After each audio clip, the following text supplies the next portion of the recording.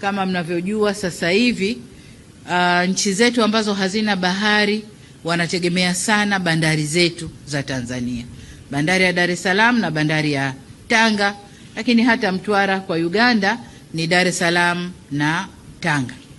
Tumezungumza jinsi watakavyopata nafasi ya kuzitumia bandari hizi na kusafirisha mizigo, lakini kubwa zaidi nimewapa taarifa kwamba Tanzania ndani ya ilani yetu ya Chama cha Mapinduzi kipindi hiki mpaka 2030 tuna nia ya kujenga reli itakayounganisha Tanga hadi Musoma na kule watasafirisha kwa ziwa kwenda Uganda, jambo ambalo limewapa faraja sana kwa sababu usafiri utakuwa umerahisishwa.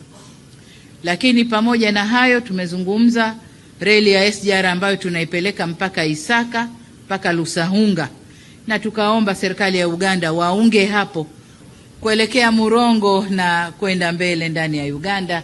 Hilo ni ombi letu tumewapa ili kuunganisha sasa. Ile reli ilikusudiwa kwenda Burundi na DRC. Sasa tunapeleka mpaka Lusahunga ili Waganda waunge pale kwenda kwa mbele na kurahisisha usafirishaji wa bidhaa. Lakini vivyo hivyo kama mnavyoelewa, meli yetu ya MV Mwanza imeanza kufanya kazi ndani ya ziwa na bila shaka inakwenda kuhudumia Uganda vile vile.